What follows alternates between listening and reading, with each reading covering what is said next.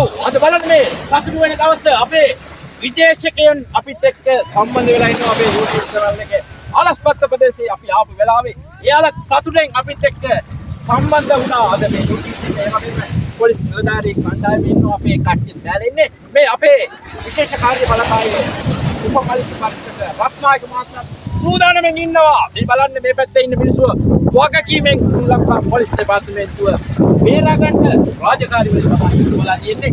ඇත්තට විනෝද වෙනවා කියලා මදි අපේ ජීවිතේ ආරක්ෂාව වටිනවා. ඔව් දැන් අපි ශ්‍රී ලංකා පොලිස් දෙපාර්තමේන්තුවේ නිලධාරීත් සමග තමයි මේ අපේ අලස්පත්ත බීච් එකට බයින්න යන්නේ. අපිට බය නෑ. මේක අපේ පොලිස් නිලධාරී ඉන්නවා. හොඳ වැඩ ටික තමයි ඉන්නේ.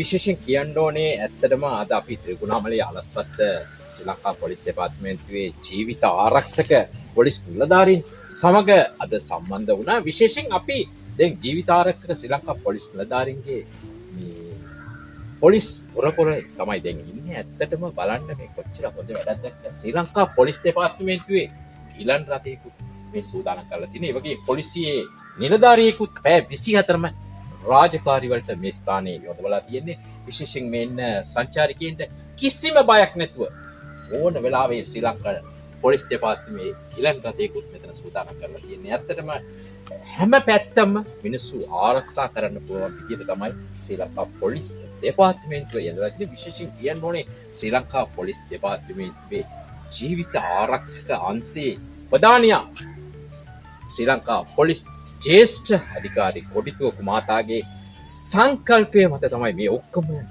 වැඩ කටයුතු දෙකට සිද්ධ වෙලා තියෙන්නේ. බය නැතුව හැමෝටම තේකුණාමල ප්‍රදේශයට විනෝද වෙන්න පුළුවන්.